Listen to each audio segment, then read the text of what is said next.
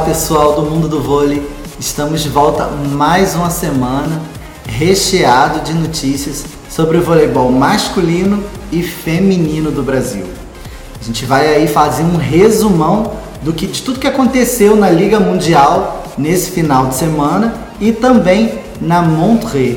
Pois é, o Brasil foi campeão no feminino e a gente tem muita coisa bacana para falar sobre essa competição, né? A gente teve aí muitas informações para poder trabalhar daqui para frente esse novo ciclo olímpico. Então a gente não vai perder tempo e vai direto para o saque rápido.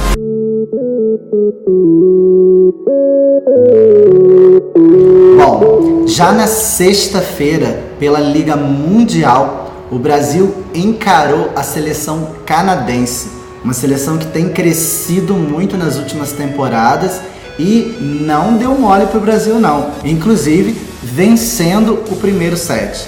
A gente teve um desfalque muito importante, foi do Evandro, o oposto Evandro, que sentiu um pouco a panturrilha e foi poupado de todo o final de semana.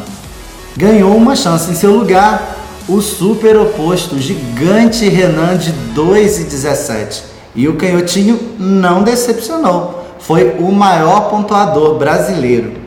Pois é, o Brasil venceu de virada por 3-1, com parciais de 23-25, 25-20, 25-22 e 25-23. Os números já provam o quanto foi disputada essa partida, né? O Canadá realmente colocou a nossa seleção à prova e o Brasil mostrou que está numa crescente dentro da competição. Já que a gente já está classificado, pois a fase final vai ser aqui no Brasil, então como país sede, nós já estamos pré-classificados para a fase final, o Renan segue fazendo alguns testes, mas mostra que a seleção está realmente no caminho certo. Pelo lado do Canadá, John Gordon foi o maior pontuador. Ele fez 20 pontos, aliás, ele foi o maior pontuador do jogo, fez 20 pontos, sendo 14 em ataques, 2 em bloqueios e 4 em saques. O Renan Buiat, que substituiu o Evandro, como a gente já falou, fez 19 pontos, ficou muito próximo ali do Gordon, com 16 pontos em ataques, 2 em bloqueios e 1 em saque. O canhotinho mostrou que apesar de estar se readaptando à seleção brasileira, ainda pode dar muitas alegrias para o nosso país. No segundo jogo, já no sábado, a gente teve aí a revanche contra os poloneses que haviam derrotado o Brasil na semana anterior. Pois aí o Brasil jogou muitíssimo bem, talvez uma das melhores partidas da seleção brasileira na Liga Mundial até agora e derrotou os poloneses por 3-1, com parciais de 25-21, 25-20, 17-25 e 25-19 em quase 2 horas de partida. E o Renan não deixou por menos, sendo mais uma vez o nosso maior pontuador. O Renan fez 18 pontos e contou com uma excelente distribuição do nosso levantador Bruninho, que parece que está querendo retomar a sua melhor forma. No domingo, aí vem a nossa nota triste. O Brasil não se encontrou em quadra, foram inúmeros os erros da equipe brasileira e contra um ginásio lotado, perdemos de 3-1 para a Bulgária. Eles jogavam em casa, tiveram toda a torcida a seu favor e quem assistiu o jogo pôde ver que realmente o ginásio virou um verdadeiro caldeirão, a pressão foi muito forte, mas que não justifica a quantidade excessiva de erros dos brasileiros que realmente não se encontraram em quadra. As parciais foram 22-25, 19-25, 25-23 e 19-25 em 2 horas e 8 minutos de jogo. Foi a segunda derrota do time brasileiro que, pela terceira vez no final de semana, teve o Renan como seu maior pontuador com 13 acertos. Então, assim, para a seleção brasileira, o nosso final de semana foi proveitoso, apesar dessa derrota, mas principalmente para o Renan, que mostrou que veio, substituindo nas 3 partidas o Evandro e nas 3 partidas sendo o nosso maior pontuador. ele tem muito potencial com 2,17, tem muito para crescer ainda e isso dá um grande alento para nós torcedores do Brasil. A próxima parada da equipe brasileira vai ser na Argentina, em Córdoba. Pois é, no próximo final de semana a gente pega novamente a Bulgária, pegamos a Argentina, a seleção da casa, e fechamos o final de semana com a poderosíssima Sérvia, nos dias 16, 17 e 18. Esses são os últimos jogos do Brasil antes de atuar aqui em casa, né? Antes da gente fazer a fase final da Liga Mundial aqui no Brasil. Os jogos vão ser no Paraná, em Curitiba, no estádio do Atlético Paranaense. Então a galera aí do Paraná, vamos comparecer em massa para dar aquela força para a nossa seleção que está aí iniciando um novo ciclo olímpico e mostrando um trabalho muito bacana do Renan, que tem um peso enorme nas costas, que é de substituir o super vitorioso Bernardinho. Força Brasil, força meninos, a gente acredita em vocês, hein? Bom, depois de falar desse final de semana forte do Brasil no vôlei masculino, a gente vai para as meninas agora, que deram muita alegria aos torcedores brasileiros, conquistando a Montreux Volley Masters. E o bacana dessa história é que nos últimos 3 ciclos olímpicos, eles se iniciaram com a seleção brasileira vencendo esse torneio. Tomara que seja um bom presságio aí para que o próximo ciclo olímpico também seja repleto de alegrias para nós brasileiros. No primeiro jogo do torneio, o Brasil enfrentou a jovem equipe polonesa. Como a gente sabe, na Polônia o voleibol é o esporte número 1 do país e muito amado por todos os torcedores. Com isso, são muitos e muitos jogadores que aparecem todos os anos jogando em alto nível. E a seleção polonesa está também passando por uma grande renovação, tem uma média de altura muito alta e veio com tudo para cima do Brasil. O Brasil saiu bem nesse primeiro jogo, venceu por 3-1, com parciais de 25-20, 21-25, 25-23 e 26-24. O jogo foi bastante disputado, até porque as equipes europeias acabaram de disputar o classificatório para o Mundial, então vem com muito mais ritmo do que a equipe brasileira, que está 100% renovada aí, apesar da presença da Denise já acima dos 30 anos e algumas jogadoras como Tandara também bastante experientes, mas a equipe está completamente reformulada e ainda busca um melhor entrosamento. Nesse primeiro jogo, o destaque da Polônia foi Natalia Medrich, que fez 19 pontos, sendo 16 em ataque, 2 em bloqueio e 1 em saque. Mas a maior pontuadora do jogo foi a brasileira Tandara. A nossa aposta fez 21 pontos, sendo 19 em ataque e 2 em bloqueio. Esse primeiro jogo o Brasil ainda se mostrou bastante desentrosado, o que é perfeitamente compreensível para uma estreia, né, de ciclo olímpico, onde está tendo uma reformulação tão grande. A gente pode falar um pouquinho sobre a Drusila, que surpreendeu sendo titular, e a entrada da Amanda. As duas começaram o torneio disputando a posição, mas nos primeiros jogos nenhuma das duas conseguiu convencer, não. No segundo jogo, o Brasil caiu frente à Alemanha, uma seleção muito bem treinada, também de uma estatura bastante elevada, e o jogo foi extremamente disputado, mas a Alemanha levou a melhor por 3-2, em parciais de 25-17, 20-25, 25-22, 23-25 e 15-13. Pois é, qualquer equipe poderia ter vencido. As alemãs se mostraram muito fortes, tanto no bloqueio quanto no ataque, e fugindo um pouco da sua característica, também um sistema defensivo bastante forte. O grande destaque aí foi Luisa Lippmann, que foi a maior pontuadora do confronto com 21 pontos, sendo 17 em ataques, 3 em bloqueios e 1 em saque. A Lippmann é uma jovem jogadora que tem uma estatura muito interessante, muito potente e com a técnica ainda a ser trabalhada, mas que já mostra que vem para ser uma craque da equipe alemã. Entre as brasileiras, o destaque novamente foi para Tandara, com 19 pontos, sendo 16 em ataques, 2 em bloqueios e 1 em saque.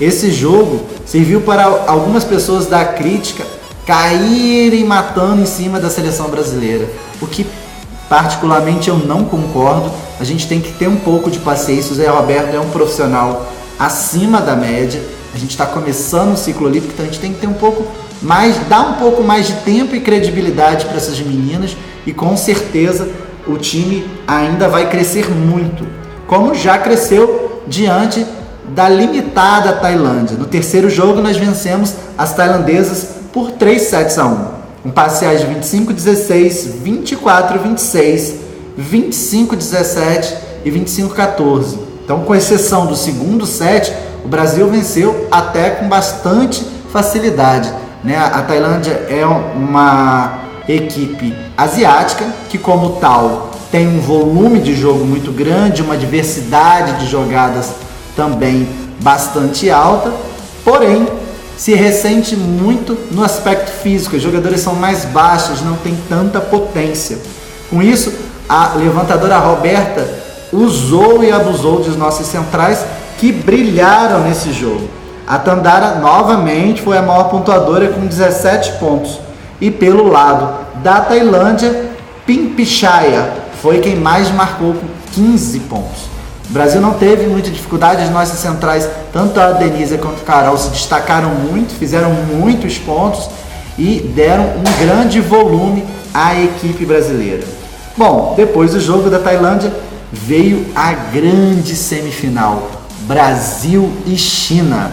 Pois é, reedição daquele trágico jogo olímpico onde as meninas brasileiras foram eliminadas pela equipe comandada pela chinesa Lan Ping. Nesse torneio, a China também veio bastante renovada, com poucos nomes conhecidos, além da Gong, da oposta Gong, né? E também da Lin, da ponteira Lin. A grande maioria tinha aí em torno de 18, 19 a 20 anos, né? A China tem aí um grande celeiro de jogadoras e mostra que tem tudo para ter um futuro brilhante pela frente. O jogo, como não poderia deixar de ser, foi também extremamente disputado. E nesse jogo, particularmente, o Brasil realmente mostrou a sua força, a força do grupo, e conseguiu vencer a semifinal por 3-1. Foram parciais de 25-17, 25-22, pasmem, 27-29 e 25-16. Tandara e Rosa Maria, que entrou no decorrer da partida, foram as maiores pontuadoras com 22 pontos cada uma. Já do lado chinês, Gong fez 20 pontos. Esse jogo foi muito interessante porque mostrou a grande força que Rosa Maria deu para o time, né? Com a saída tanto da Amanda quanto da Drusila da ponta, que vinham ali disputando a posição, a Rosa Maria correu por fora e deu um show, virando quase todas as bolas. Pois é, a ponteira que joga pelo Minas Tênis Clube mostrou força e veio dizendo que vem para realmente ser titular da seleção brasileira, dando trabalho aí para a ponteira carioca e também para Amanda. No domingo a gente teve a final, a grande final, e aí a revanche entre Brasil e Alemanha. Como a gente falou agora há pouco, a Alemanha venceu o Brasil na fase classificatória por 3-2, e o Brasil entrou em quadra mordido para essa fase final, já com a Rosa Maria no sexteto titular. E olha, ela não deixou por menos. Ela, junto com Natália, foram os grandes destaques da seleção nessa decisão, sendo as maiores pontuadoras com 15 e 12 pontos, respectivamente. A Alemanha bem que tentou, o técnico mexeu a equipe várias vezes, mas o Brasil foi superior o tempo inteiro, mostrando maturidade e maior coesão de sua equipe. Foram 3-0 para não deixar dúvidas quanto ao título. Parciais de 25-21, 25-18 e 25-20. Parabéns às meninas do Brasil, que mostraram que, mais uma vez, o trabalho de Zé Roberto Guimarães está no caminho certo. Bom, o próximo desafio do Brasil serão 2 amistosos preparatórios para o Grand Prix e que vão acontecer aqui no Brasil.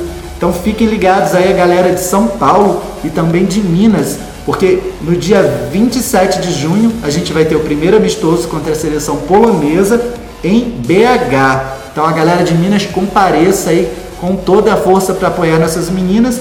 E já no dia 29 de junho vai ser a vez de São Paulo. Galerinha aí de Sampa, vamos comparecer, dar força para nossas meninas, que tem muitas e muitas alegrias para dar para os nossos torcedores. Bom, a seleção do torneio ficou bastante interessante e teve 2 brasileiras. A MVP do torneio foi a central Carol, que, ao meu ver, ainda deixa a desejar um pouco em nível internacional pela baixa estatura.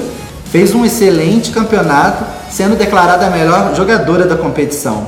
A melhor levantadora, a nossa brasileiríssima Roberta. Roberta aí que vem com a dura missão de ser titular da seleção brasileira, né, com a possível gravidez de Dani Lins. Está começando a tomar um entrosamento maior com suas companheiras e já no primeiro torneio é eleita a melhor levantadora. A melhor ponteira do torneio foi a brasileiríssima Natália, que do alto da sua experiência internacional liderou a seleção brasileira às vitórias. A segunda melhor ponteira foi a argentina Paula Nizetic. A melhor oposto, a chinesa Gong, já velha conhecida dos brasileiros. A melhor central, mais uma vez, Carol. A segunda melhor, Marie Schussel, da Alemanha. E a melhor líbero, Lenka Dur, também da Alemanha. Bom, depois da gente falar dessa constelação de atletas, a gente vai falar de um super nome do voleibol brasileiro no Personalidades do Vôlei.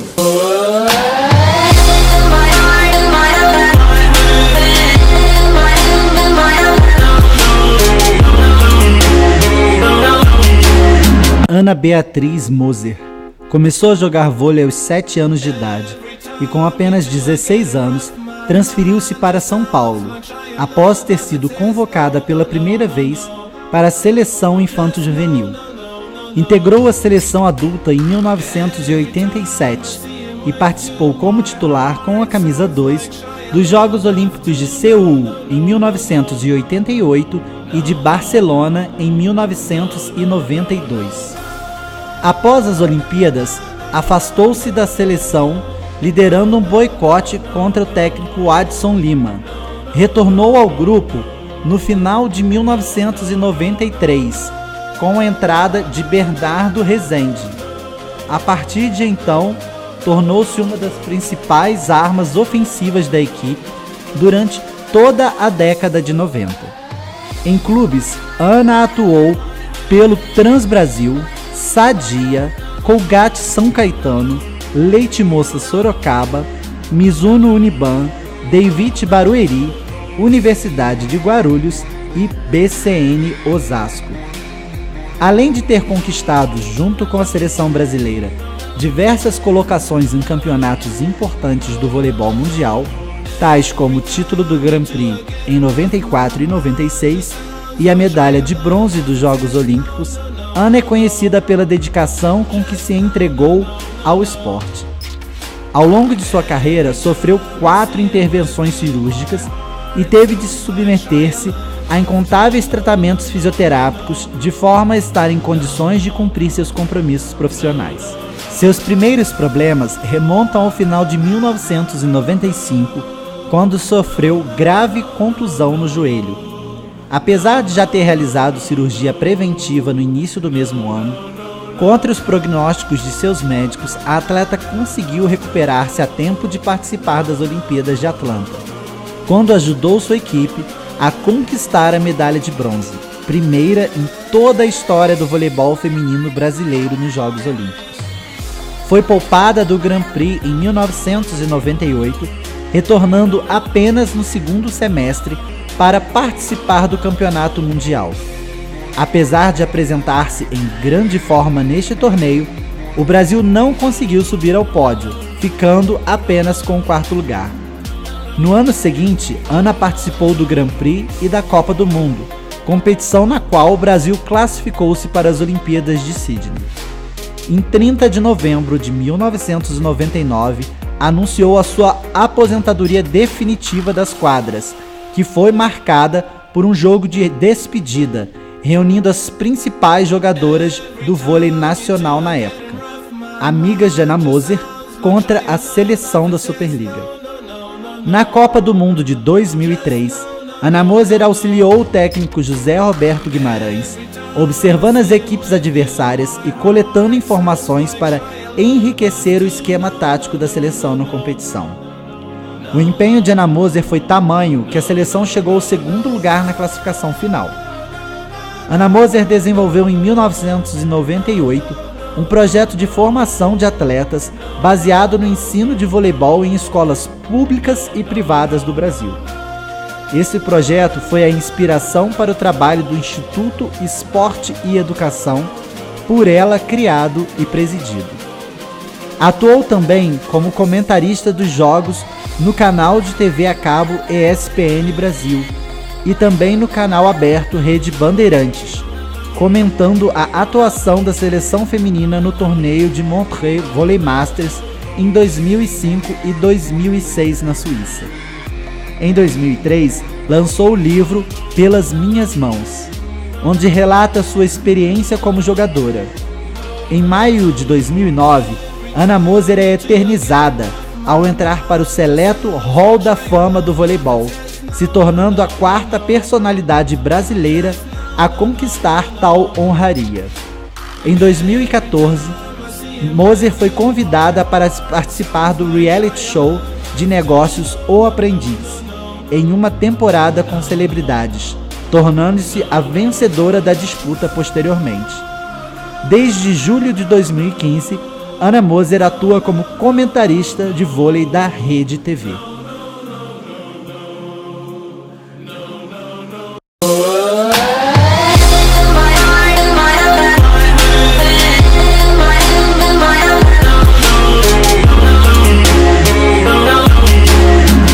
E depois de falar desse monstro sagrado do voleibol brasileiro, um beijo grande para Ana Moser e Aninha, você trouxe muitas alegrias para o nosso povo.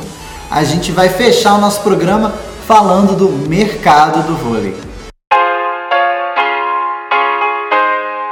E a equipe de Montes Claros, que já vem se renovando desde a semana passada, a gente já falou aqui no programa, fechou com um estrangeiro. O cubano Isbel Messa será o estrangeiro de Montes Claros. O time de Minas se reforça com um forte central e promete grandes alegrias para sua torcida nessa temporada. Mas vocês não podem deixar de ficar ligados aqui com a gente, porque a gente vai estar passando tudo que vier de novidade para vocês. Então é isso, pessoal. A gente fica por aqui, mas eu aguardo vocês na semana que vem. Um beijo grande e até lá!